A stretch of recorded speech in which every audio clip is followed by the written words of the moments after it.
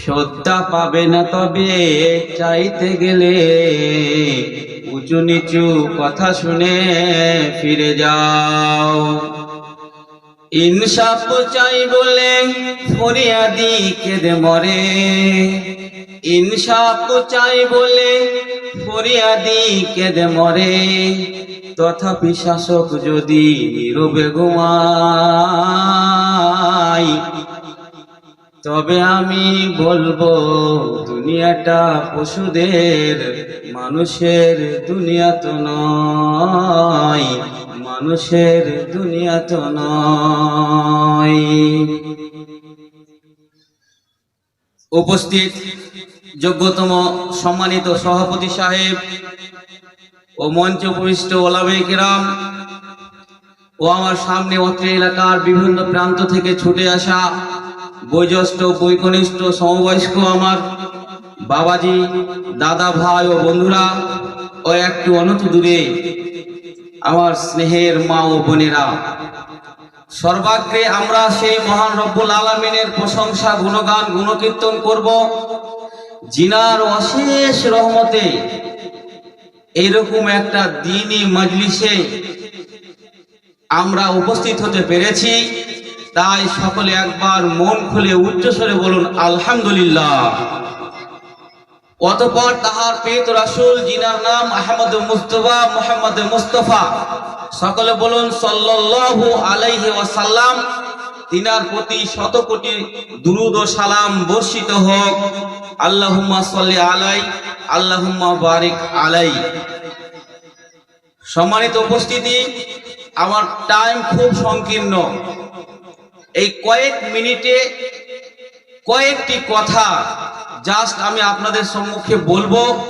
আমি আশা করব যে আমার কথাগুলো আপনারা একটু শুনবেন, বুঝবেন, ভাববেন এবং পরিশেষে আমল করার চেষ্টা করবেন। যে টপিকখানা বলার জন্য ইচ্ছা পোষণ করেছি সেটি হচ্ছে, হেডলাইন বা শিরোনাম হচ্ছে, যদি গুনাহকে ধুতে চান, যদি গুনাহকে ধুতে চান। এটি একটি বর্তমান সমাজে একটি তাৎপর্যপূর্ণ একটি বক্তব্য। তো গুনাহ মাপের পদ্ধতি বা উত্তরণের পথ জানার আগে আমি যেটা জরুরি মনে করছি যে আমাদেরকে জানতে হবে গুনাহ কাকে বলে। What is the definition of sins? গুনাহর সংজ্ঞা কি? গুনাহ কাকে বলে? গুনাহ তাকে বলা হয় আল্লাহ এবং আল্লাহ রসুলের আদেশ না মানা, তাদের বিরুদ্ধাচরণ করা, তাদের নিষিদ্ধকৃত কাজ করা, সেটা প্রকাশ্যে হোক বা গোপনে হোক, তাকে বলা হয় গুনাহ। আল্লাহ তাআলা, আল্লাহ রসুল বললেন নামাজ পড়তে হবে, আপনি পড়লেন না, এটা একটা গুনাহর কাজ করলেন। রসুল বললেন তোমরা মদ খেও না, তোমরা নেশা খেও না, আপনি খেলেন, এটা একটা গুনাহর কাজ হলো। নবী করিম সাল্লাল্লাহু আলাইহি ওয়াসাল্লামের কাছে স্বয়ং পাপ এবং পুণ্যের সংজ্ঞা জানতে চেয়েছিলেন এক সাহাবী, যিনার নাম নওয়াজ বিন সামান। তিনি বলছেন যে আমি একবার নবী করিম সাল্লাল্লাহু আলাইহি ওয়াসাল্লামকে জিজ্ঞাসা করলাম আনিল বিররে ওয়াল ইসমে, যে নবী গো আপনি বলুন তো গুনাহ কাকে বলে, নেকি কাকে বলে? নবী করিম সাল্লাল্লাহু আলাইহি ওয়াসাল্লাম তার উত্তরে তাকে বলেছিলেন এই কথাটা, ফাকালা আল বিররু হুসনুল খুলকি ওয়াল হিসমু মা হাকা ফি সাদরিকা ওয়া কারাহতা আয়াতালিয়া আলাইহিন নাস। ওগো সাহাবী, তুমি শোনো যে নেকি হলো, পুণ্য হলো উত্তম চরিত্র, উন্নত চরিত্র। যত রকমের ভালো চরিত্র আছে এগুলো নেকির কাজ, পুণ্যের কাজ। আর পাপ হলো যা তোমার অন্তরে দ্বিধা দ্বন্দ্ব সৃষ্টি করবে, সংশয় করবে, আর তুমি এটা সব সময় চাইবে যে তোমার এই কাজটা যেন লোকেরা না জানুক, লোকেরা না জানুক, এটা তুমি অপছন্দ করবে, সেটাই হচ্ছে পাপ। আপনি বলবেন যে আমরা অনেক পাপ করছি, নমাজ ছাড়ছি, মদ পান করছি, কই এটা তো অপছন্দের কিছু নয়।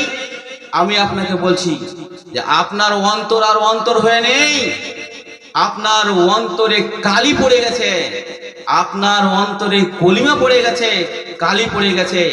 নবী করিম সাল্লাল্লাহু আলাইহি ওয়াসাল্লাম বলছেন, ইন্নাল মুমিনা ইযা আযনামা কানাত নুকতাতুন সাউদাউ ফি কলবিহি, যে মানুষ মুমিন যখন গুনাহ করে তখন তার অন্তরে কালি পড়ে যায়। আর এই কালির মুছার যদি সে ব্যবস্থা না করে, উত্তরণের পথ যদি না খুঁজে, তাহলে সে আরেকটা পাপ করে আর তার কালি বাড়তেই থাকে। তখন তার অন্তরে ভালো মন্দ বিচার করার আর ক্ষমতা রাখে না। ওই জন্যই খারাপ কাজ করেও আমাদেরকে খারাপ লাগে না।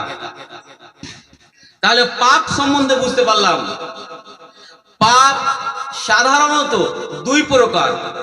একটা হচ্ছে কাবিরা গুনাহ, কাবিরা গুনাহ মানে বড় গুনাহ, আর আরেকটা হচ্ছে সাগিরা গুনাহ বা ছোট গুনাহ।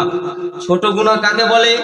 যে সকল গুনাহের উপরে কোনো শাস্তি ঘোষণা হয়নি অথবা আযাবের ভয় দেখানো হয়নি, যে সমস্ত গুনাহ চলতে ফিরতে অথবা একটু বেখেয়ালে যখন তখন ঘটে যায়, সেই সমস্ত ছোট গুনাহকে বলা হয় সাগিরা গুনাহ বা ছোট গুনাহ।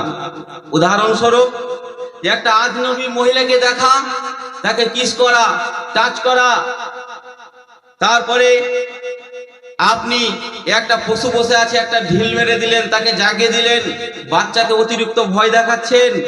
তারপরে হচ্ছে কি যে আপনি অকারণে একটা ডাল ভেঙে দিলেন, হ্যাঁ, একটা ঢিল ছুড়ে দিলেন, পাখিরা উড়ে গেল। এই ছোট ছোট গুনাহ এরকম অনেক আছে। যতগুলো বললাম এগুলো ছোট গুনাহ, আর অনেক আছে। এবার বড় গুনাহ কোনগুলো? কোনগুলো বড় গুনাহ বা কাবিরা গুনাহ কাকে বলে? যে সকল গুনাহ অপরাধের জন্য দুনিয়ায় শাস্তির বিধান আছে অথবা আখিরাতের কঠিন আযাবের ভয় দেখানো হয়েছে, অথবা রাসূল সাল্লামের ভাষায় বা ওই অপরাধকারীকে নবী করিম সাল্লাল্লাহু আলাইহি ওয়াসাল্লাম লানত করেছেন, সেই সমস্ত গুনাহগুলোকে বলা হয় কাবিরা গুনাহ বা বড় গুনাহ। কয়েকটা বলি। কাবিরা গুনাহ হলো শিরক করা কাবিরা গুনাহ, মাতা পিতার অবদ্ধ হওয়া কাবিরা গুনাহ, অন্যায়ভাবে কাউকে হত্যা করা কাবিরা গুনাহ, ইয়াতিমের মাল ভক্ষণ করা কাবিরা গুনাহ, তারপরে যাকাত না দেওয়া কাবিরা গুনাহ, চুরি করা কাবিরা গুনাহ, ডাকাতি করা, মদ্যপান করা কাবিরা গুনাহ। এরকম অসংখ্য কাবিরা গুনাহ আছে যা আমরা সবাই ছোট গুনাহ বড় গুনাহ সবার সাথে জড়িত। এবার প্রশ্ন, ধরেন আমাদের কাবিরা গুনাহ হয়ে গেছে, গুনাহ আমাদের হয়ে গেছে, এর থেকে উত্তরণের পথ কি? গুনাহ করে নিয়েছি, গুনাহ করে কুড়িয়ে বসে থাকবেন না। প্রথম নম্বর পথ, যদি আপনি আপনার গুনাহকে ধুতে চান, তাহলে প্রথম নম্বর পথ এবং সব থেকে বেস্ট পথ হলো তওবা এবং ইস্তিগফার করা। তওবা এবং ইস্তিগফার করা। তওবা কাকে বলে? তওবা শব্দের আবেদনিক অর্থ হলো ফিরে আসা, প্রত্যাবর্তন করা, অনুতপ্ত হওয়া। ইস্তিগফার মানে হলো ক্ষমা প্রার্থনা করা। ইসলামী পরিভাষায় কোনো অন্যায় বা অপরাধমূলক কাজ হয়ে যাওয়ার পরে অনুতপ্ত হয়ে আপনি আল্লাহ তাআলার কাছে মাপ চাইছেন বা ক্ষমা চাইছেন, আর ভালো কাজ করার আপনি ইচ্ছা পোষণ করছেন, তাকে বলা হয় তওবা। আপনি কোন সময় কশিনকালে নিরাশ হবেন না। দেখেন, আপনি দুনিয়ার জিনিসগুলোকে দেখেন, যদি একটা জামা কাপড় ময়লা হয়ে যায়, ওকে পরিষ্কার করার পদ্ধতি হলো ওকে সার্ফে ডুবান, সে পরিষ্কার হয়ে যাবে। জল ময়লা হয়ে গেছে, ফিটকিরি দেন, পরিষ্কার হয়ে যাবে। সোনা, তারপরে লোহা মরিচে পড়ে গেছে, ওকে আগুনে পোড়ান, পরিষ্কার হয়ে যাবে। আপনার বাড়ি ঘর নোংরা হয়ে গেছে, ঝাঁটা দেন, ঝাড়ু দেন, পরিষ্কার হয়ে যাবে।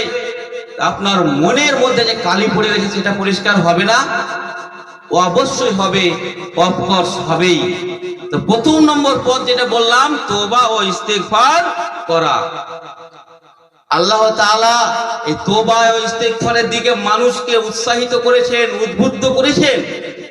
যেমন তিনি বলছেন, কেউ যদি তওবা করে, জুলুম করে নিজের উপরে, তারপরে যদি তওবা করে, তাহলে আল্লাহ তাআলা তার তওবাকে কবুল করেন। যেমন তিনি বলছেন, ফামান তাবা মিন বাদি জুলমিহি ওয়া আসলাহা ফাইন্নাল্লাহা ইয়াতুবু আলাইহি ইন্নাল্লাহা গফুরুর রহিম। অতঃপর যে ব্যক্তি জুলুম করে, যদি তার নাফসের উপরে যদি অত্যাচার করে, জুলুম করে, সে যদি কোনো পাপ কাজ করে নাই এবং তারপরে সে যদি তওবা করে এবং সংশোধন করে নাই, তা আল্লাহ বলছেন আল্লাহ তাআলা তার তওবাকে কবুল করবেন। আপনি অনুতপ্ত হয়ে অনুশোচনা করে আল্লাহর কাছে তওবা করবেন, আল্লাহ তাআলা তার তওবাকে কবুল করবেন। আল্লাহ তাআলা বলছেন ফামাই ইয়ামাল ওমাই ইয়ামাল সুআ, যে ব্যক্তি মন্দ কাজ করবে এবং নিজের নাফসের উপরে জুলুম করবে, সে যদি আলসুম্মা ইস্তাগফিরিল্লাহ, অতঃপর সে যদি তওবা ইস্তিগফার করে, তাহলে ইয়াজিদিল্লাহা গফুরার রহিমা, তাহলে সে আল্লাহকে পরম ক্ষমাশীল অসীম দয়ালু পাবে। আপনি গুনাহ করছেন, গুনাহ করতে করতে করতে যদি সারা ভূতনি ভরে যায়, আর তারপরেও যদি আপনি আল্লাহর কাছে তওবা করেন, তাহলে আল্লাহ তাআলা আপনার তওবা কবুল করবেন, আপনাকে ক্ষমা করবেন। আপনাকে আমি হাদিস বলছি, হাদিস মিসকাত 2336 নম্বর হাদিস, যেখানে বলা হচ্ছে আল্লাহ তাআলা নবী বলছেন যে আল্লাহ তাআলা বলেন, কি বলছেন, ইয়া ইবনে আদম ইন্নাকা মা দাওতানি ওয়া রাজাউতানি গাফারতু লাকা আলা মা কানা মিনকা ওয়ালা উবালি। আমি অনুবাদ করছি।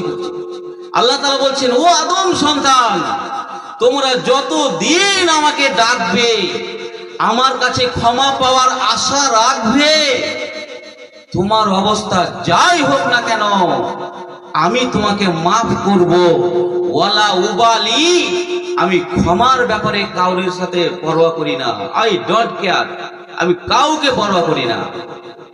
তারপরে বলা হচ্ছে যে তোমার গুনাহ যদি আসমান পর্যন্ত পৌঁছে যায়, তারপরে তুমি আমার কাছে ক্ষমা চাও, তাহলে আমি তোমাকে ক্ষমা করব। তারপরে বলা হচ্ছে যদি তোমার গুনাহ সারা পৃথিবী পরিমাণ হয়ে যায় আর আমার সাথে সাক্ষাৎ করো এরকম অবস্থায় যে তুমি কোনো জিনিসকে শরীক করনি, শিরক করনি, তা আমি সেই পরিমাণ